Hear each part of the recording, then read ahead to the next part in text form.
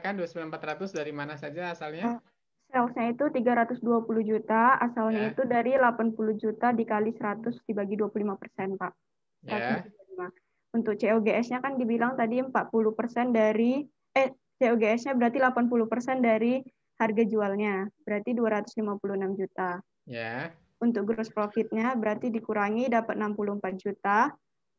Untuk operating expense-nya di soal dibilang 40% dikali gross profit, berarti 25.600.000. Nah, ya. kemudian ada transaksi nomor 4, bahwasanya di situ PT Sunda dia menjual dengan loss 9 juta. Jadi dikurangin. Jadinya net income-nya 29.400.000. Baik. Yang lain clear ya? Putri dapat angka 29.400 dari mana gitu ya? Baik, dilanjut Putri untuk perhitungan income from S-nya. Berarti yang pertama, Income from S-nya berarti yang pertama dicari dulu 60% dikali net income investi, dapatnya 17.640.000. ya, Kemudian cari amortisasi selisih, Pak. Itu kan tadi mesin sama gedungnya kan under value. Nah, ya, mesinnya itu dapatnya itu dikurangi 3 juta, buildingnya itu dikurangi 3 juta juga. Mesinnya 25 juta dibagi 5 dikali 60%. Untuk building 50 juta dibagi 10 tahun dikali 60%. ya, Kemudian yang untuk intercompany transaksi, yang untuk mesin itu ada pengakuan sebagian keuntungan, Pak. Dia kan ada di transaksi nomor 1, itu kan transaksi downstream. Nah, jadi itu dia keuntungannya, keuntungannya itu didapat dari, keuntungannya itu 9 juta, Pak. Didapat ya, dari harga perolehan dikurang book value, maksudnya book value dibanding harga jualnya. Nah, ya, terus kemudian karena dia downstream, jadi langsung aja dibagi sisa masa manfaatnya 6 tahun. Kemudian yang untuk intercompany transaksi untuk yang inventory, itu dia ada unrealized profit. Di sini dibilang sisanya itu 30% belum terjual. Berarti 80 juta dikali 30%, baru dikali 20% keuntungannya, kemudian dikali kepemilikannya 60%, karena di sini upstream. Hasilnya itu 2.880.000. Kemudian ada intercompany transaksi untuk yang equipment. Nah, di sini kan dibilang dia di tahun pertama. Karena di tahun pertama berarti nanti karena di sini dibilang loss, berarti ada unrealized loss sama ada realized loss-nya berapa. Nah, untuk unrealized loss-nya itu karena ini transaksinya upstream berarti 9 juta dikali 0,6. Kemudian untuk yang realized loss-nya itu 9 juta dibagi 3 dikali 0,6. Yang tadi yang unrealized loss-nya 5.400.000 menambah mengurangi income from S. Menambah, Pak. Nambah yang ininya realized loss-nya Mengurang. mengurang. Oke, baik. Saya resume ya Putri ya. Iya, Pak. Nanti silakan dikoreksi oleh teman-teman yang lain, termasuk oleh Putri sendiri kalau kemudian hasil resume saya kurang pas.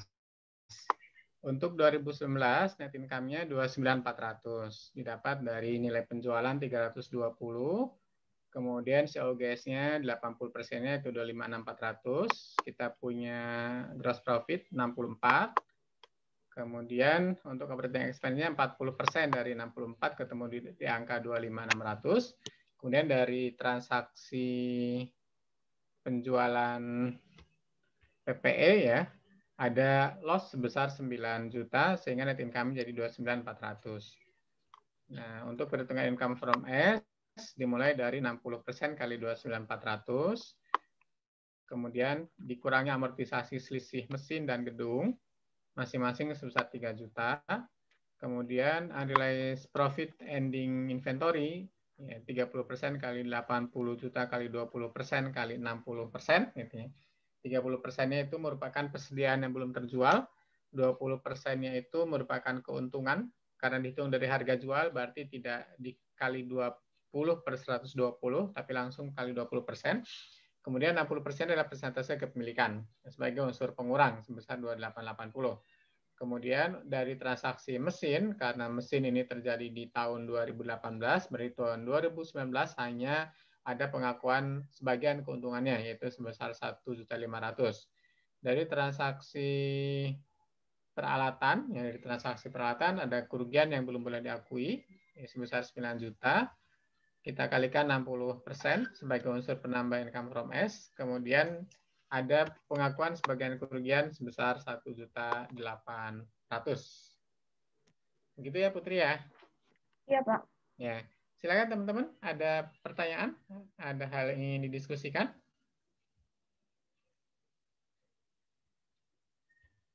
Tasya kalau kuliah kita lebih cepat selesai nggak apa-apa ya Tasya, karena cepat ini. Nggak apa-apa, Pak.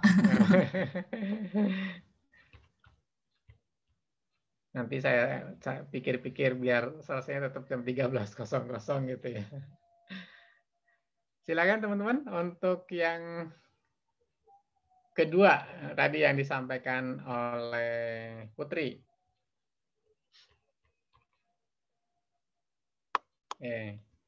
Tidak ada pertanyaan.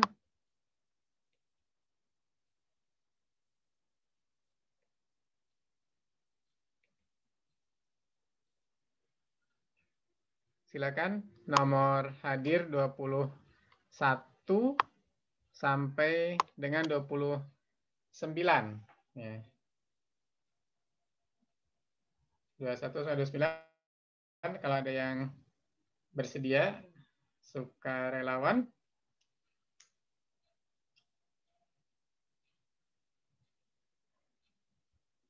Menyampaikan jawabannya.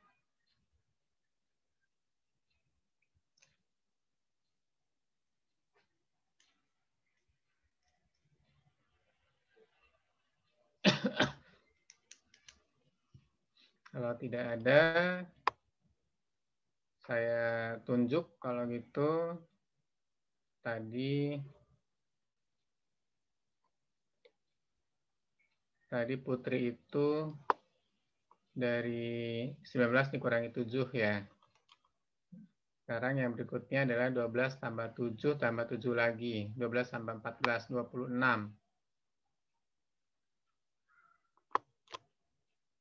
Silakan Tasya. Tapi belum selesai, Pak. Nggak apa-apa. Dapat net income-nya berapa, Tasya?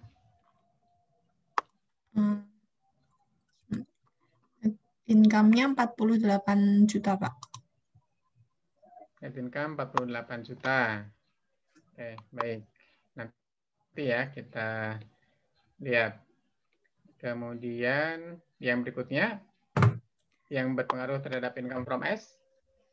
Bagiannya parents-nya berarti 60% dari 48 juta, 28 juta 800. Ya. Terus dikurangi amortisasi selisih mesin dan gedung, itu dikurangi 6 juta. Ya. Terus yang intercompany transaction, inventory, ada unrealized profit, itu 12 juta, dikurangi 12 juta. 12 juta dari mana, Tasya? 20% Ya. dikali 60% dikali 100 juta, Ya. Pak. Dikali lagi dengan 100 juta kan penjualannya itu. Yang belum terjualnya berapa persen, Tasya? Oh, yang belum terjual, bentar. 40%. Ya, jadi harusnya 40% kali 100 juta itu yang belum terjual. Dikali 20% kali 60% ya. Terus kemudian setelah itu? Terus yang realized profit-nya 20% dikali 60% dikali 80 juta dikali 40%, Pak. 40% atau persentase yang lain, Tasya? Benar, Pak. Yang penjualan 2018. Sisanya berapa persen lagi? 30% ya, Pak? 30% ya, oke. Oke, berarti 30 kali 80 kali 20 kali 60 ya. Berarti ya baru nyampe situ sih, Pak. Baru sampai situ. Baik. Tasya, selanjutnya mau diteruskan oleh siapa? Pak 21 Cucu sampai aja yang dengan nunjuk, Pak. oh, saya. Baik. Makasih ya Tasya. Sama-sama, Pak. 26. Saya urut ini aja deh, dari bawah aja. Mbak Yusma, masih monitor? Iya, Pak. Tadi sepakat nggak net income-nya sebesar 48 juta? Iya, Pak. Sepakat ya, 48 juta. Baik, kalau masih sepakat dengan angka 48 juta, yang berikutnya, tadi Tasa baru sampai ke unrealized profit ending dan realized profit beginning inventory. Pengaruh transaksi, masih menyisakan 3 lagi, pengaruh transaksi mesin, peralatan, dan kendaraan. Tapi belum selesai, Pak. Yang sudah selesai yang mana, Yusma? yang equipment. Coba yang equipment dibacakan dulu.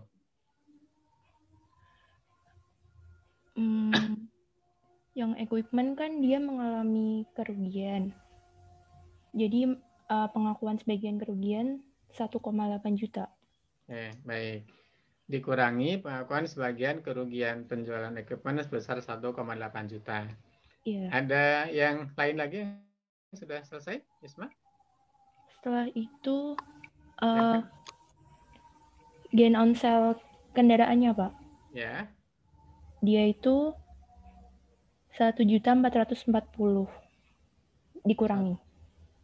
1 juta dari mana? 1.440.000? 12 juta dibagi 5 tahun. Ya. Nggak usah dikali 60% ya, Pak. Oke. Perlu dikali 60% atau tidak perlu, Yusma? Kayaknya nggak usah, Pak, karena downstream. Downstream berarti? Iya, ya. Harusnya angkanya berapa? 2.400.000. 2.400.000. Transaksinya tanggal berapa, Yusma? 1 April.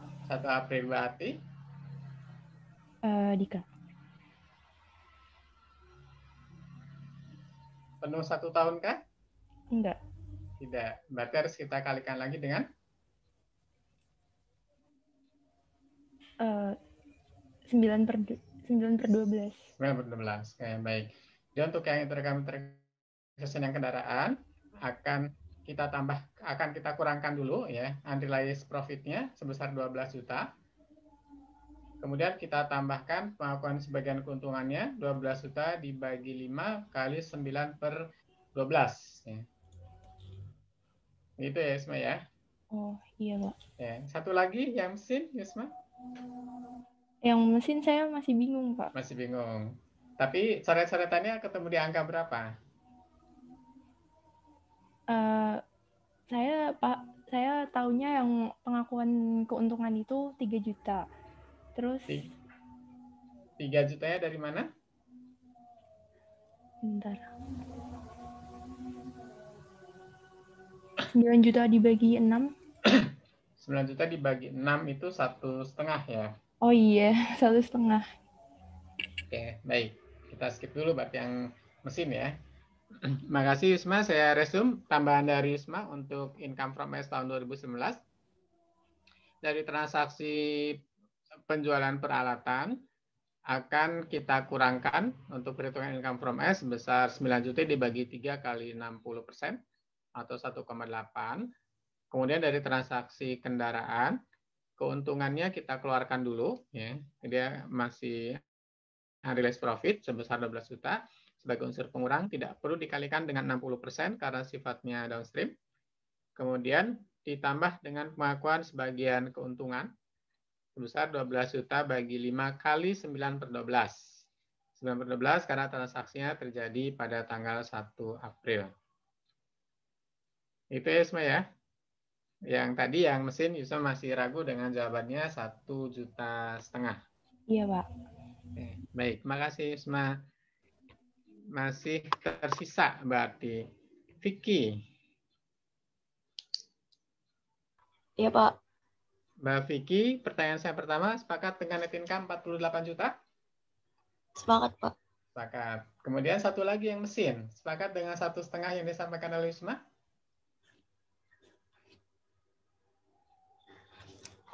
Kayaknya iya, Pak. 1,5. 1,5. Baik. Terima kasih Vicky ya. Iya, makasih, Pak. Lanjut ke Vanessa. Iya, Pak. Mbak Vanessa, sepakat net income yang 48 juta? Sepakat, Pak. Kemudian tadi 1,5 sepakat? Itu mesin ya, Pak? Iya, yang mesin. Transaksi nomor 1. Saya sebenarnya bingung antara 1,5 sama 9 juta, Pak. Kalau 9 juta tidak mungkin, kan? Yang 9 juta itu akan kita keluarkan di tahun 2018. Tahun-tahun berikutnya adalah keuntungannya itu yang kita alokasikan ke setiap tahun. Tadi kan tahun 2018-nya sudah kita alokasikan 750. Tahun 2019 1.500.000. Nah, tahun 2020-nya apakah masih 1.500.000 atau angka yang lain? Jadi kalau 1 juta, kalau 9 jutanya sudah tidak mungkin, Vanessa. Karena yang 9 jutanya yang akan diakui di tahun transaksinya saja. Sama seperti yang 12 juta yang kendaraan itu juga diakuinya hanya di tahun 2020 saja. Nanti tahun berikutnya tidak. Kemudian yang satu lagi juga yang ini, yang apa namanya? Satunya untuk yang peralatan, ya. Untuk yang peralatan juga di sana ada kerugian 9 juta. Yang kerugiannya hanya diakui di tahun 2019-nya saja. 2020-nya sudah tidak diakui lagi, tapi hanya diakui 1,8.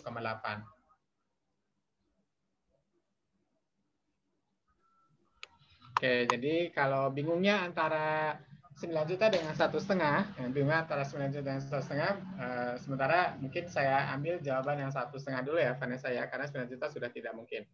Iya, Pak. Oke, baik. Terima kasih, Vanessa. Safira. Iya, Pak. Sepakat dengan net income 48 juta? Sepakat, Pak. Sama. Sepakat. Sepakat dengan 1,5? Iya, Pak. Saya sama. Baik. 23. Salsabila Ramadhani Putri. Pak. Sepakat dengan net income 48 juta? Oh, tapi kalau saya kali 60% jadi 28.800.000, Pak. Oh iya, betul. Nanti kalau ke ininya, kalau perhitungan income from S-nya akan dikali 60%. Iya. Tapi net income secara keseluruhan, net income subsidi keseluruhan, sepakat dengan angka itu? Iya, Pak. Ya, baik. Kemudian untuk yang tadi, pengakuan keuntungan dari mesin, sepakat 1,5 juta? Saya masih bingung. Saya pikir 9 juta itu karena dia menjual ke pihak ketiga, jadi mesinnya release profitnya 9 juta. Terus jadinya saya milihnya 9 juta, saya kurangi 1.500.000, saya kurangi 750, jadi 6.750. Nah, tapi saya juga nggak tahu, Pak. Siap, betul yang itu jawabannya. Ya, teman-teman, untuk yang kasus mesin, ya untuk kasus mesin, awalnya ada keuntungan sebesar 9 juta awalnya, ya. Kita tidak akui di tahun 2018, kita keluarkan dulu 9 jutanya. Tapi kemudian kita akui 750 di tahun 2018. Kita akui lagi 1,5 juta di tahun 2019, ya. Kemudian tahun 2020 ini mesinnya sudah dijual oleh subsidiarinya, sehingga sudah tidak ada lagi dalam catatan subsidiari terkait mesin tersebut.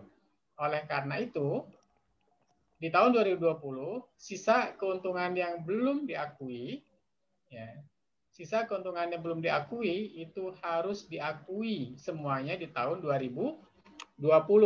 Betul tadi, akhirnya di tahun 2020 kita akan mengakui seperti kata Salsabila tadi sebesar 6.750, yaitu dari 9 juta setelah dikurangi 750 pengakuan 2018 1.500.000 pengakuan 2019 ya, sehingga tinggal tersisa 6.750. Semua kita akui di tahun 2020 karena asetnya sekarang sudah terjual. Oke, terima kasih ya. Ya, Pak. Selesai ya. Ya, Pak. Satu lagi dari Rizky Maharani. Iya, Pak. Sepakat net income-nya 48 juta? Iya, Pak, sama 48. Baik. Terima kasih ya Rizky, terima kasih teman-teman untuk yang kelompok 3 gitu, karena memang jadi paling banyak ini yang unsurnya dibandingkan dengan kelompok 1, 2. Oke, mohon izin jawab azan dulu ya, pas azan zuhur. Teman-teman kalau mau sholat zuhur dulu dipersilahkan.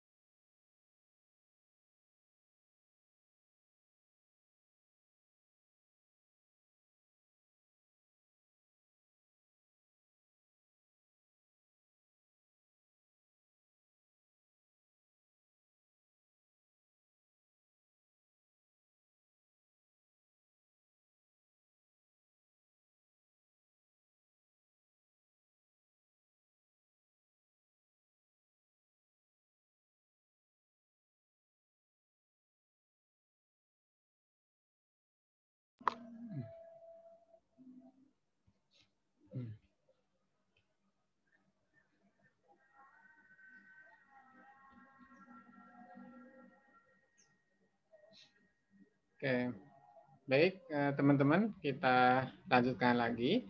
Satu pertanyaan saya tadi yang masih perlu kita clearkan lagi terkait dengan net income tahun 2020.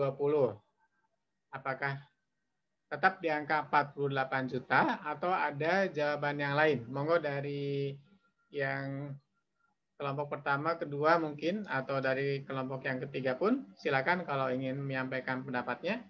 Apakah tetap di angka 48 juta atau ada yang punya pendapat yang lain?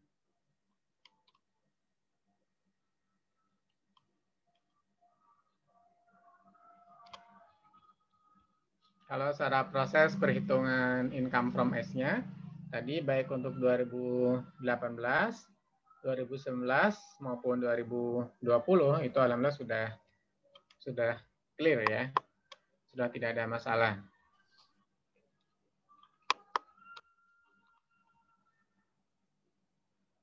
Ada yang punya pendapat Saya berbeda, lain? Pak. Silakan disampaikan. Net income-nya 2020 ya, Pak? Ya. Itu kan, sebentar. Sales di 2020 yang 25% dijual ke P itu kan 100 juta. Jadi sales secara keseluruhannya 100% dibagi 100 dibagi 25 dikali dengan 100.000 sehingga dapat 400 juta. Ya. Setelah itu COGS-nya 80% karena keuntungannya 20% dari harga jual. Sehingga 80% kali harga jualnya adalah 320 juta.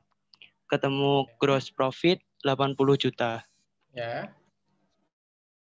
Lalu ada gain on sale of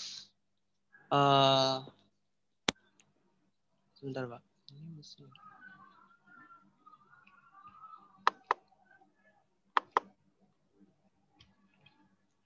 Ada gain 12.250, Pak. Ya. Lalu ada OPEX, yaitu 40%-nya dari gross profit, 32 juta. Ya. Sehingga net income-nya 60.250.000. Oke. Baik. Terima kasih, Okta. Ada pendapat yang lain terkait dengan net income 2020, bukan di 48 juta, tapi di 60.250. Kenapa jadi 60.250? Karena di transaksi yang pertama, keterangan yang pertama terkait dengan penjualan mesin dari peringkat subsidiary, kemudian ada keterangan di baris tersebut bahwa mesinnya sudah dijual oleh subsidiary ke pihak ketiga dengan harga 68.250. Gitu ya, Okta ya? Sehingga pada tahun 2020 ada pengakuan gain yang ada dalam catatan subsidiary.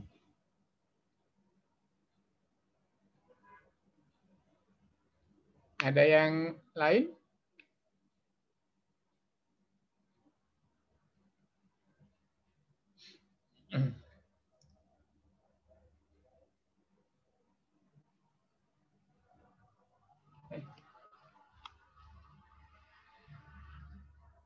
Oh iya,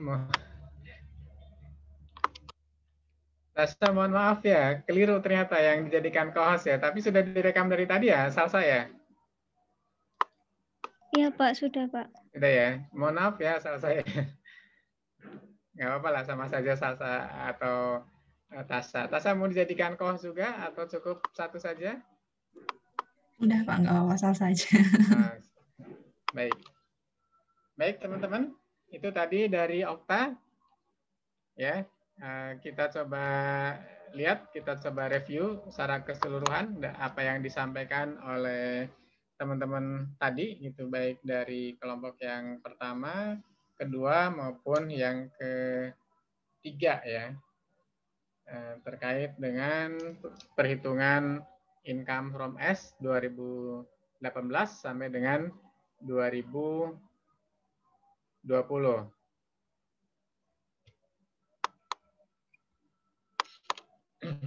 kita lihat sampai koreksi bersama-sama.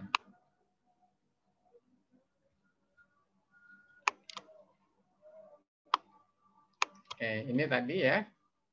Costnya 180, 100% 300, book value-nya 200, selisih 100, alokasi, mesin, persediaan, gedung. Total alokasi 100 sehingga gedungnya 0.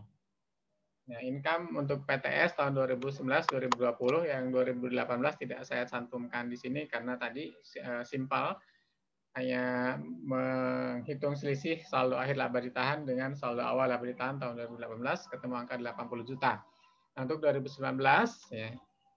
2019 ini ada loss sebesar 9 juta. Ada di soal kita jelas disebutkan angkanya 9 juta berasal dari keterangan di poin yang ke-5, di poin yang ke-4 ya. Berasal dari keterangan poin yang ke-4, 9 juta. Kemudian untuk yang 2020 tadi kata Okta ada pengakuan gain sebesar 12.250. Dari mana 12.250? Dalam catatan PT Sunda ya, dalam catatan PT Sunda di sini dia membeli PPE tersebut dengan cost sebesar 75 juta. Kemudian PPE tersebut sudah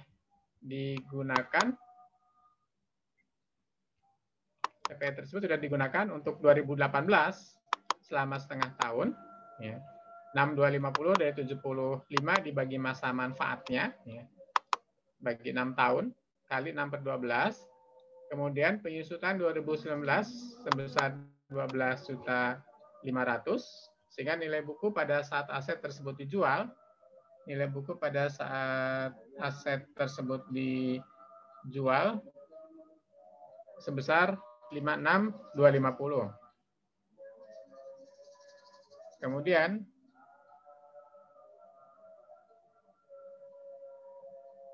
harga jualnya adalah 68.500 sehingga ada keuntungan sebesar 12.250. Dengan demikian net income 2020 sebesar 62.50.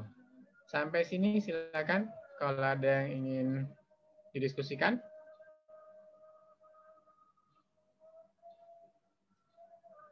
Ini kalau tidak ada, saya membuat catatan kecil untuk saldo laba ditahan S per 31 Desember 2020 berasal dari saldo 1 Januari sekian, net income 2019 sekian, dividen 2019 sekian, kemudian saldo laba ditahan per 31 Desember 2019, ditambah net income 2020, dikurang dividen 2020, ketemu saldo laba ditahan 31 Desember 2020.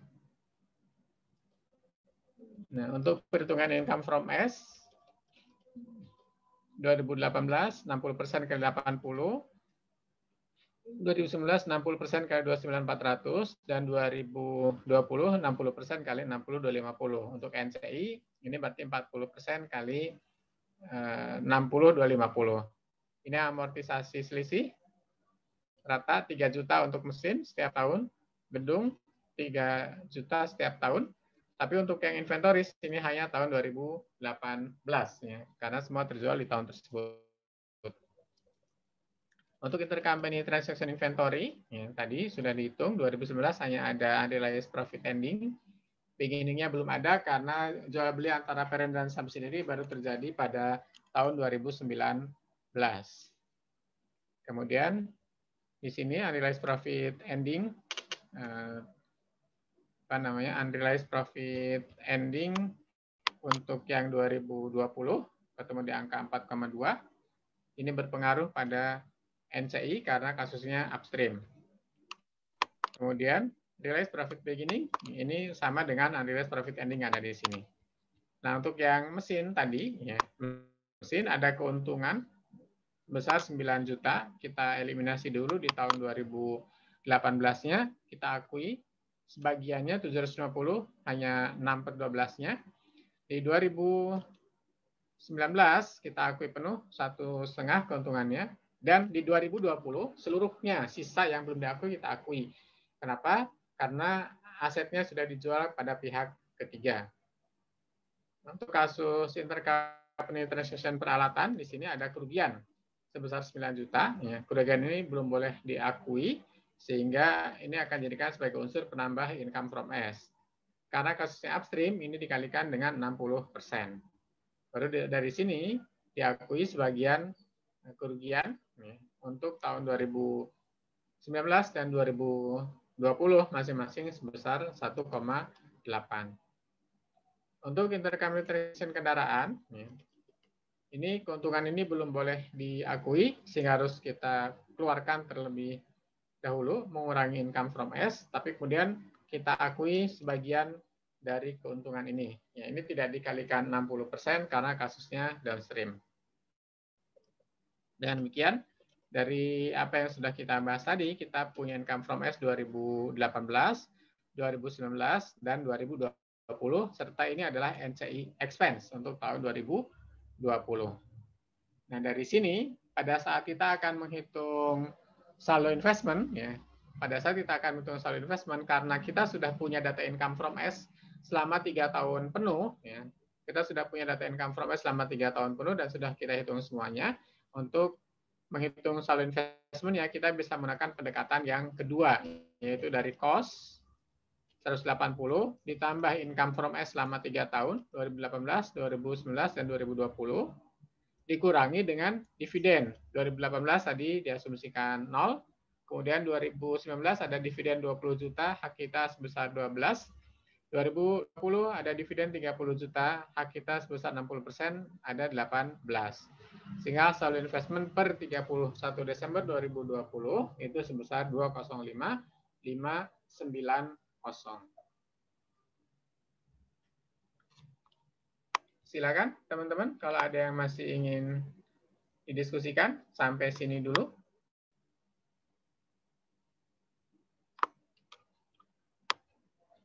Sebelum nanti kita lanjutkan ke jurnal penyesuaian dan eliminasi.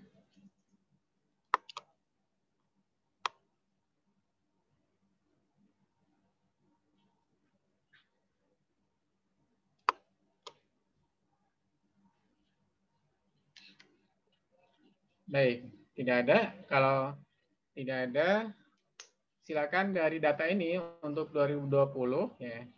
Untuk 2020 dari data yang ada, teman-teman mencoba dulu untuk membuat jurnal penyesuaian dan eliminasi dalam rangka penyusunan kertas kerja konsolidasi.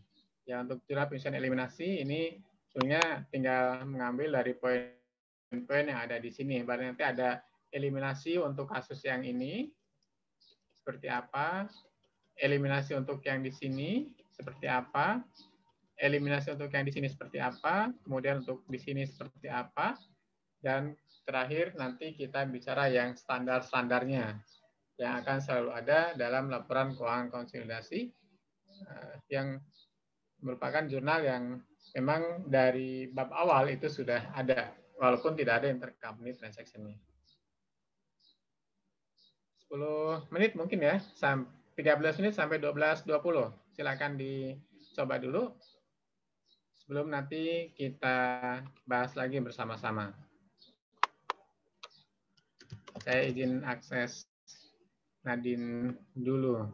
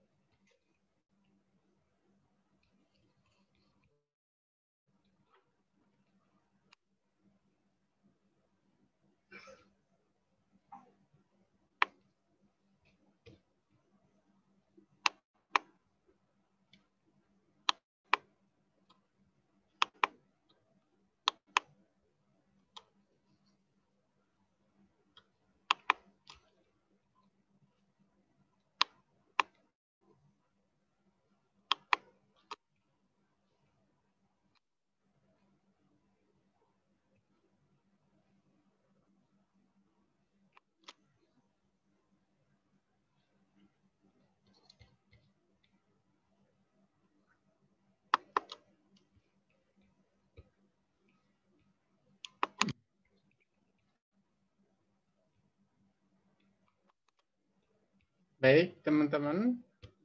Ada yang bersedia untuk membacakan salah satu jurnalnya yang sudah ditulis? Monggo. Bebas bagian yang mana saja.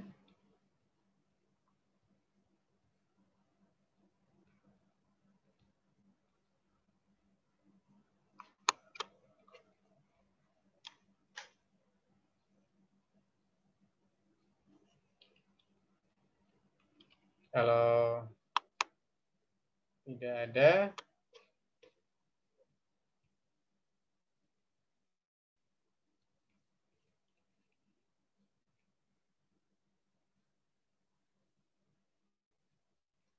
saya minta tolong berarti ya untuk dibacakan jawabannya.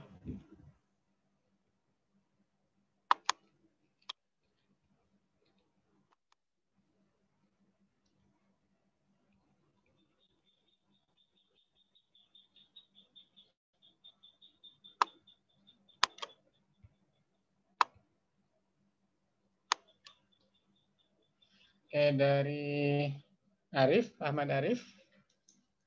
Sudah dapat berapa jurnal, Arif? Ya, Pak. Arif sudah dapat berapa jurnal penyesuaian dan eliminasi? Aduh, masih ini Pak, masih bingung pas ngejurnalnya Pak.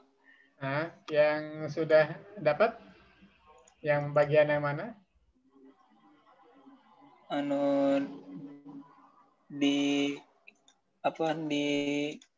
Ini masih di persediaan Pak kalau nggak salah nih. Coba yang persediaan punya Arif seperti apa ini ya jurnalnya? Kalau persediaannya sales terhadap COGS-nya 100 juta, terus COGS terhadap inventory 2880 Pak. Kemudian satu lagi? Satu lagi ini belum dapat Pak. Persediaan kan ada ini tiga ya? Oh ya, di investment in subsidiarinya ya Pak. Satu lagi sama COGS-nya 2880 juga. 2880. Oke, baik. Konsep untuk jurnal penyesuaian eliminasi adalah 100%. 2880, ya, 2880 itu adalah 60% ya, bukan 100%. Jadi tadi yang debit COGS, kredit inventory itu bukan di 2880. Kemudian yang satunya juga tadi yang investment debit kemudian COGS kredit juga bukan di 2880. Sebetulnya tinggal melihat ke tadi perhitungan income from S-nya kan sudah sangat rinci disampaikan oleh teman-teman ya. Kita tinggal berpatokan pada setiap klaster transaksinya. Oke, baik. Makasih Arif. Ya, nanti kita lihat lagi lebih lanjut. Ya. Kemudian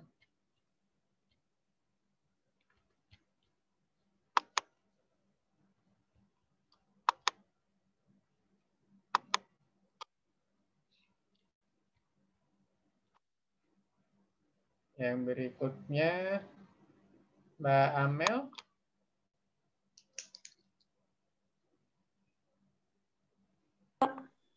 Mbak Amel sudah dapat berapa untuk itunya? Baru yang ini Pak, di penjualan mesin. Penjualan mesin, baik. Yang mesin seperti apa ini ya?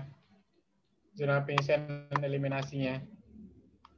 Pas tanggal 1 Juli 2018, itu kan menjual mesin ke PT Sunda, jadi cash-nya itu 75 juta.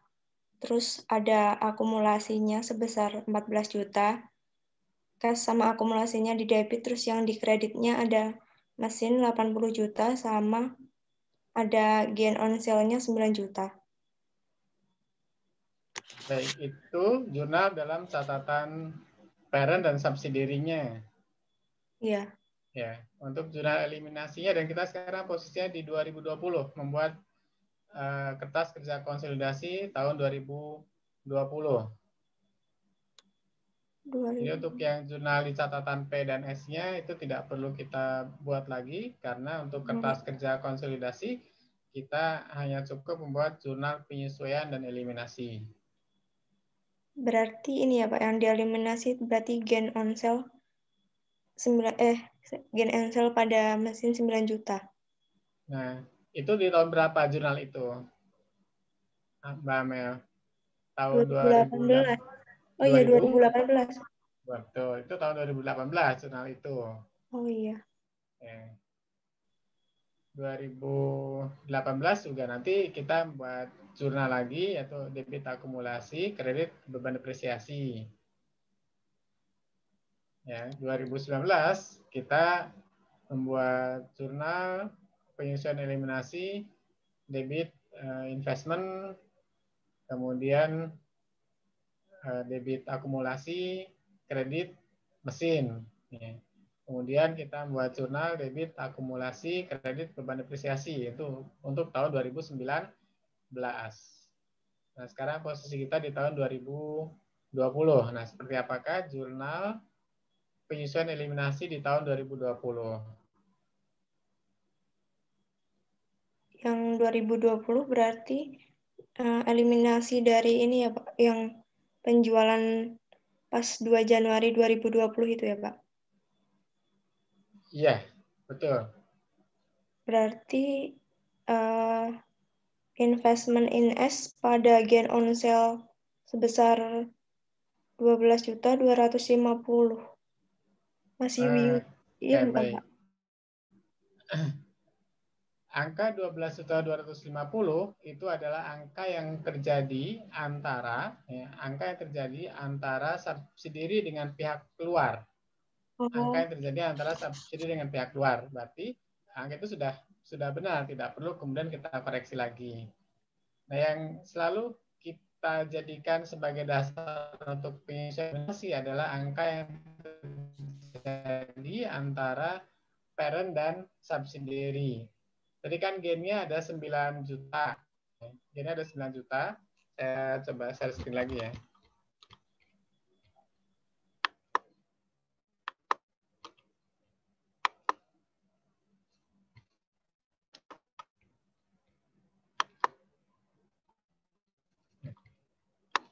Kita ke sini, perhitungan income from S-nya. Nah, ini kan perhitungan income from S tahun 2020 nih, nampak di sini.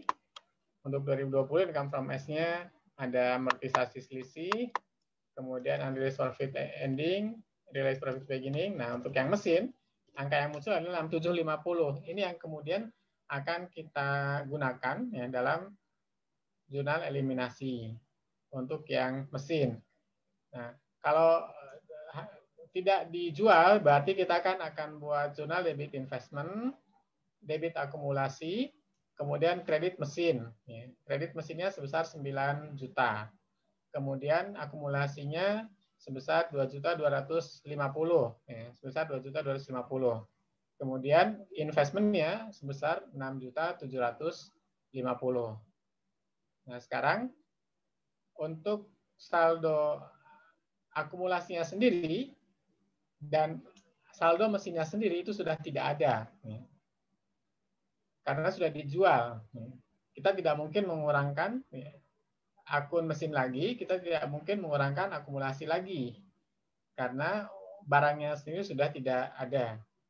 Nah, sehingga untuk yang 6750 akan kita debitkan ke akun investment dan kemudian kita kreditkan ke akun gain.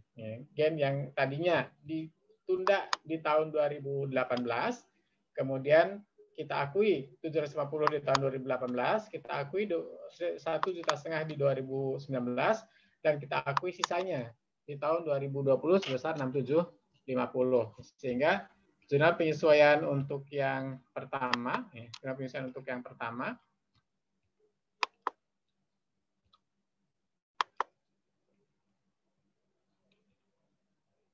ini ada yang ini ya, ada yang terlogout ya. Sudah ada 27 di saya nggak muncul ini ya, nggak muncul apa? Bentar ya, ini ada teman-teman yang terlogout, tapi di tempat saya tidak muncul ininya.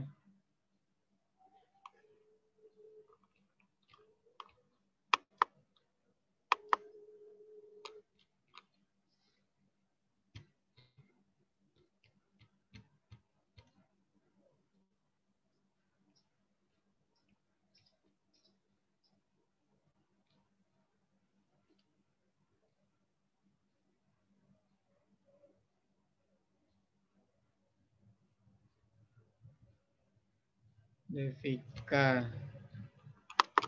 Bentar ya, saya cek dulu ya.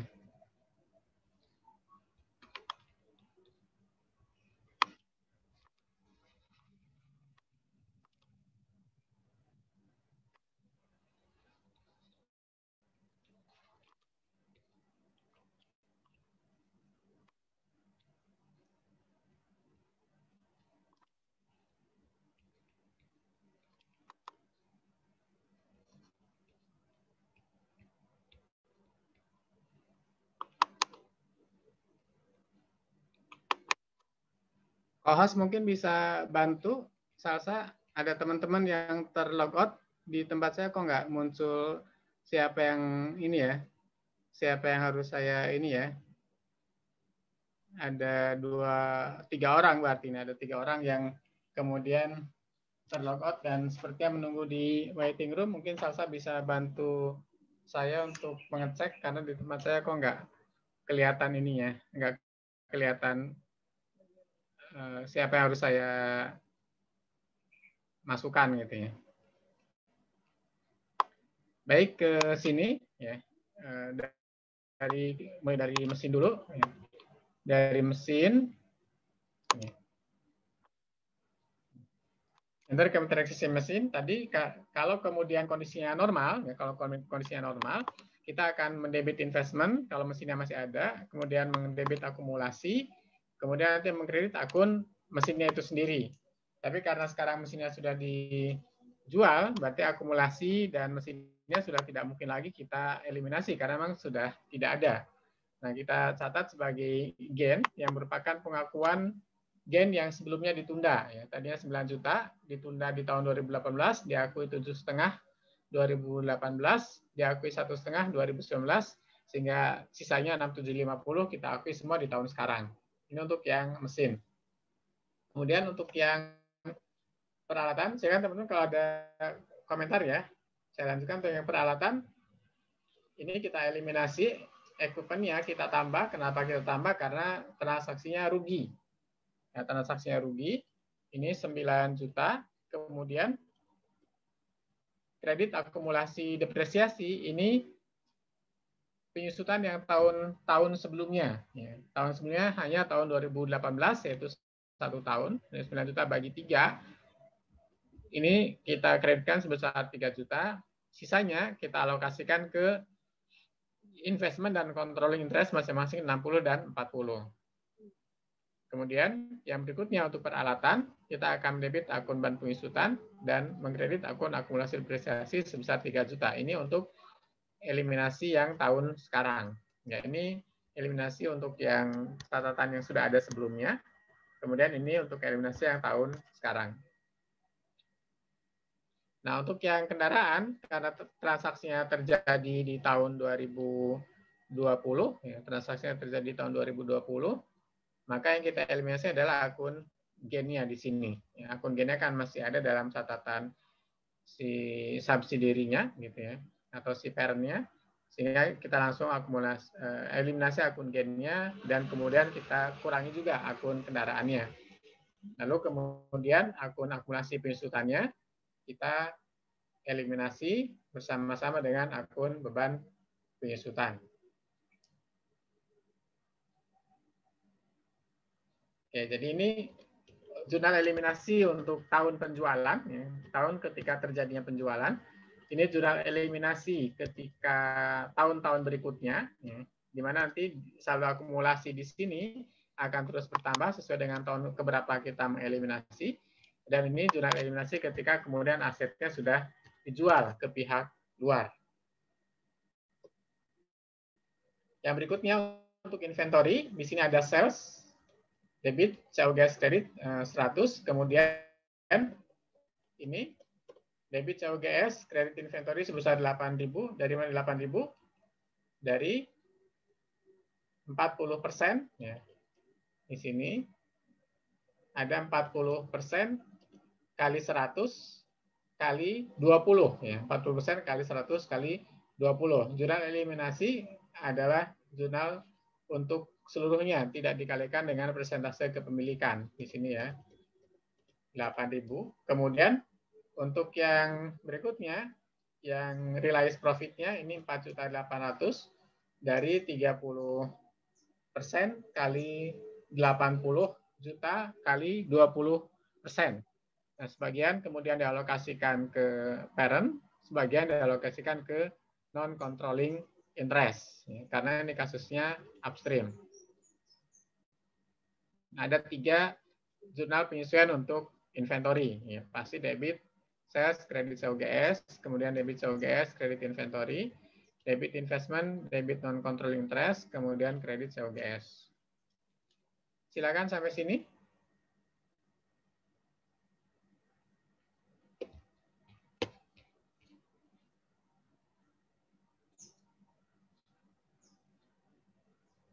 Bapak izin bertanya. Ya, silakan Salsa. Yang untuk yang jurnal yang pertama yang sales pada COGS itu kenapa hanya 100 ya Pak? Padahal kan penjualannya yang subsidiary itu kan 400 katanya.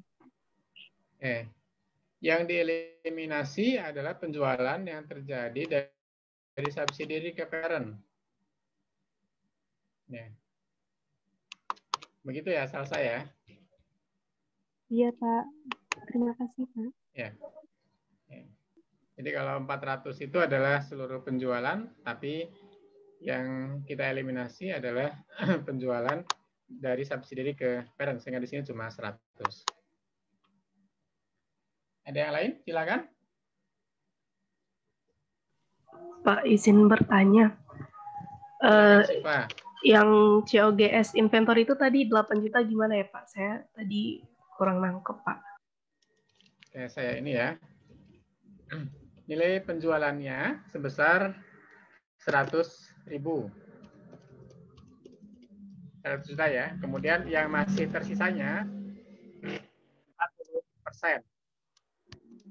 Kemudian keuntungannya sebesar 20%. Kalau ini berarti kan dari 80 juta kali 30% yang masih tersisa kali 20%.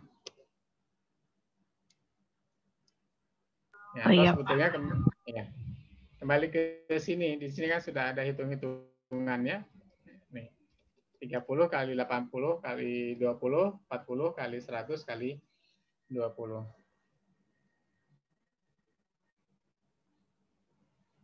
Ada lagi? Siva? Ya udah Pak, makasih ya Pak. Baik, sami-sami.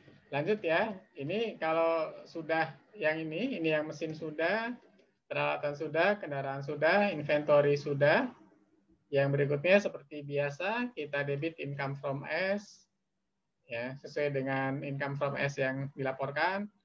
Tadi dari hasil hitungan di bawah ya, ada income from S 2020 di sini sebesar 22980, tinggal kita pindahkan saja ke sini 22980. Kemudian dividennya 18 dari 60% kali 30, sisanya ke investment. Kemudian NC expense, ini tadi hasil hitungan kita ketemu angka 17.620. Dividennya 40% kali 30 sama dengan 12, kemudian sisanya ke non-controlling interest. Nah, kemudian yang share capital, ini 100 modal sahamnya. Kemudian dari mana angka 189.400? Ya, angka ini adalah saldo laba ditahan per 1 Januari 2020. Ya, ini saldo 189.400 adalah saldo laba ditahan per 1 Januari 2020. Tadi sudah kita hitung di sini, ini saldo laba ditahan per 1 Januari 2020 atau per 31 Desember 2019. 189.400. Ini laba ditahannya 189.400. Billingsnya 40 dari mana? Tadi asalnya 50. Masa manfaatnya 10 tahun, berarti penyusutannya masing-masing 5 juta per tahun. Sudah disusutkan 2 tahun, yaitu 2018 dan 2019.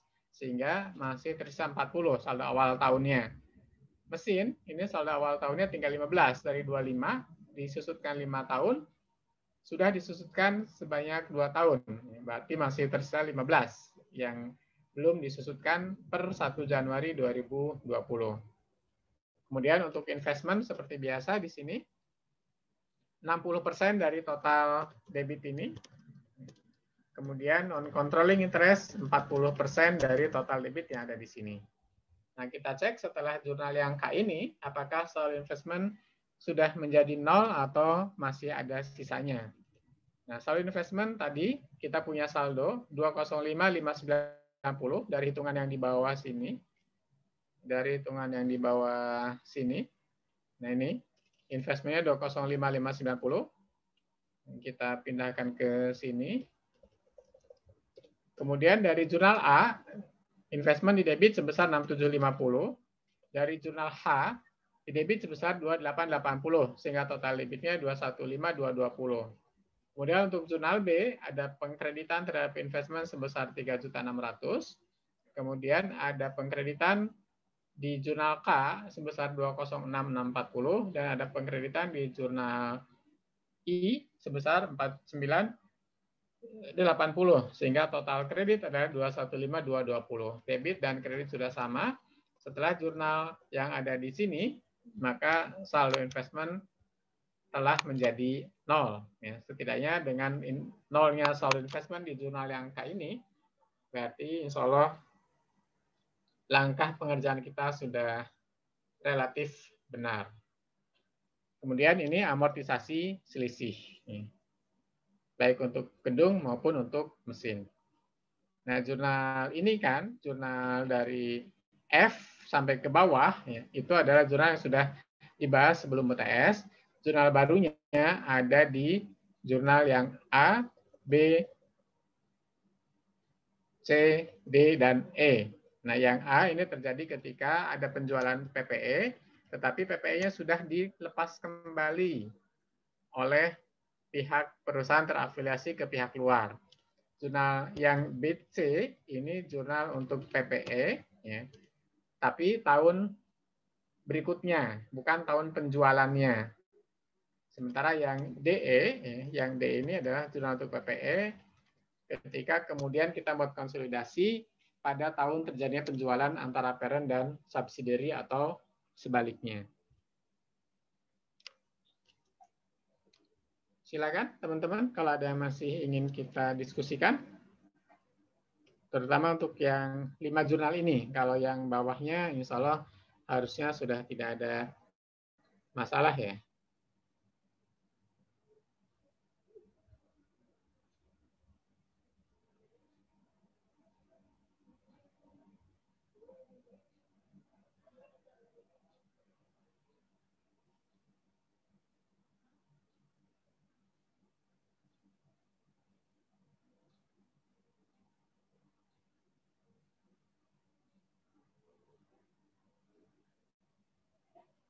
Baik, kalau tidak ada, teman-teman izin lanjut ke cost method. Izin lanjut ke cost method. Ini di sisi sebelah sini saya sudah kopaskan untuk yang cost method. Jurnal penyesuaiannya sama dari A sampai dengan yang di bawahnya. Ini urutannya saya buat sama dengan sebelah. Dengan yang equity supaya bisa dibandingkan. Untuk jurnal yang A, di equity didebitkan ke investment. Sementara kalau kita menggunakan cost method, ini akan didebitkan ke akun abadi tahan. Yang B juga sama, dikreditkan ke akun abadi tahan, bukan ke akun investment. Kemudian, untuk yang H, ini didebitkan ke akun laba ditahan. Kemudian, yang berikutnya, untuk yang I, yang I, akun income from S-nya kita ganti dengan dividend income.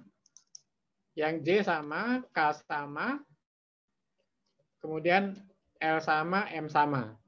Nah, setelah jurnal Yangka, kita bisa melihat bahwa dalam catatan kita untuk investment in S, kita punya saldo sebesar cost-nya yaitu 180. Tapi berdasarkan jurnal Yangka, ini kita kredit sebesar 206.640. Berarti setelah jurnal K, saldo investment minus sebesar 26640. Setelah jurnal K, saldo investment minus sebesar 26640. Oleh karena itu, jurnal berikutnya di sini, jurnal tambahan, satu jurnal yaitu IJKLMN. Kita akan menambahkan saldo investment sebesar 26640. Dan pasti pasangan adalah ke laba ditahan. Ya, ini yang shortcut-nya. Pokoknya ini ketemu selisih 26640. Kita langsung tambahkan agar saldo investment-nya tidak menjadi minus. Tetapi kembali seperti sudah dibahas dalam kesempatan sebelumnya, angka 26640 ini bisa kita cari dari kenaikan laba ditahan S dari 1 Januari 2018 sampai dengan 1 Januari 2020. Ya, 2018 adalah tahun perolehan, 2020-nya adalah tahun dilakukannya konsolidasi. Tadi 1 Januari 2020 laba ditahannya adalah ini 189.400. 1 Januari 2018 laba ditahannya sebesar 100, ada kenaikan sebesar 89.400. Jatah kita adalah 60%, sehingga jatah kita adalah 53.640. Kemudian sudah dilakukan amortisasi selama 2 tahun untuk mesin totalnya 6 juta, untuk building totalnya 6 juta, dan untuk inventory totalnya 15 juta. Sehingga kita kurangi angka 53.640 dengan 27, ketemu di angka 26.640. Nah, jadi teman-teman untuk mengisikan di jurnal yang N, seperti saya sampaikan, praktisnya, shortcut-nya ya sudah gitu. Saldo investment-nya berapa, ini pasti tetap sebesar cost-nya. Jurnal yang K berapa, selisihnya berapa, angka inilah yang kita masukkan di sini. Itu cara praktis, tapi kalau kemudian ini sedang konsep, silakan dihitung dengan cara seperti ini.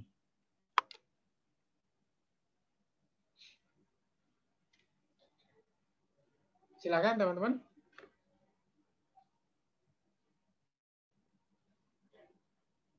Kalau ada yang ingin kita diskusikan bersama.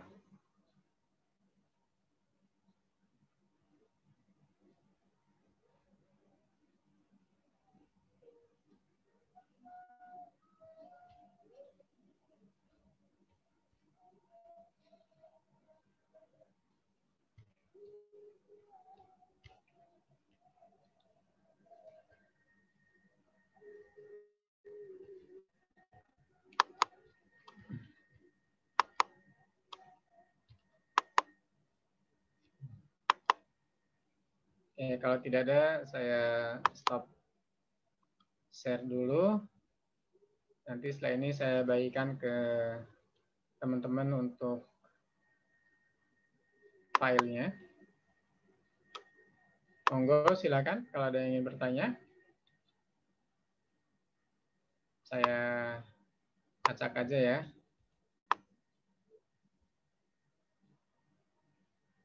Alfiandi, ada pertanyaan? Belum ada, Pak. Ada.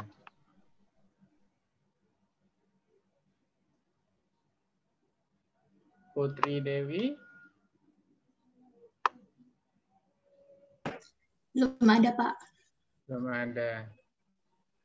Kemudian Rizka Trisna?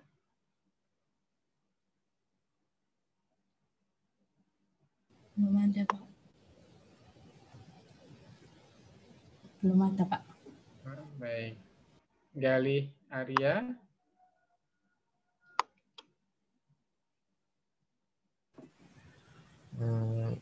Masih mencoba memahami sih, Pak. Belum. Baik. Masih bingung. Nanti kalau sudah bandingkan soalnya seperti ini, jawab seperti ini, mudah-mudahan bisa terjawab ya Galih ya. Amin. Aji? Belum ada, Pak. Ya, Aji hari ini belum terdengar suaranya. Iya. Habib? Tidak ada, Pak. Oke, baik. Laurentius? Tidak ada, Pak. Angelina? Belum, Pak. Oke, Gali Setioaji? Belum, Pak. Belum ada.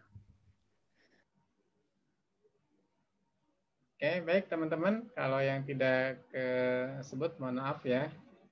Karena tadi ngacak, jadi saya juga lupa yang sudah kesebut siapa, yang belum kesebutnya siapa gitu ya. Baik teman-teman, mudah-mudahan pertemuan kita pada kesempatan kali ini memberikan manfaat untuk kita semuanya. Kalau memang tidak ada pertanyaan lagi, tidak perlu kita diskusikan lagi, mohon izin untuk bisa kita akhiri. Nanti setelah ini segera saya share file yang kita bahas hari ini dan juga yang PR pekan kemarin ya, untuk bahan belajar teman-teman. Nanti saya coba siapkan satu soal lagi sampai dengan PPE. Kemudian pekan depan di hari Sabtu kita masuk ke bonds payable, masih transaksi antar induk dan anak berupa pembelian obligasi induk oleh anak atau berupa pembelian obligasi anak oleh induk. Kemudian Tasya di hari Sabtu 2 pekan berikutnya masih tetap libur ya statusnya ya.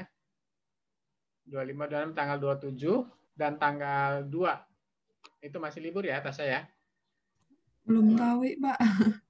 Itu ya libur itu ya, Pak. Ya, Natal kalender ya, Pak. akademik awalnya itu libur, tapi nggak tahu dengan perubahan pencabutan cuti bersama gitu ya. Apakah kemudian kaldiknya juga berubah atau tidak untuk PKN STAN gitu. Karena kan awalnya akhir tahun itu dari mulai tanggal 24 ya sampai dengan tanggal 2 Januari itu dicatat sebagai cuti bersama.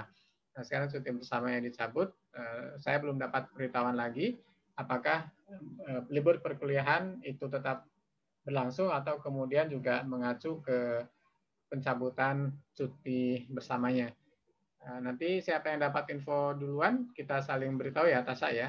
Setidaknya sampai saat ini saya masih mencatat bahwa 2 Sabtu terakhir setelah Sabtu pekan depan, ya di tanggal 19, berarti tanggal 26 dan tanggal 2 itu masih tercatat libur dalam catatan saya. Ya, minta bantuan ke Tasya atau ke siapapun nanti yang kemudian dapat informasi lebih awal dari pihak lembaga terkait dengan perubahan kalau ada. Kalau tidak ada, berarti kita tetap dengan status bahwa perkuliahan tahun 2020 akan diakhiri di pekan depan di tanggal 19. Demikian, teman-teman. Mohon maaf kalau ada kekurangan. Kita akhiri kelas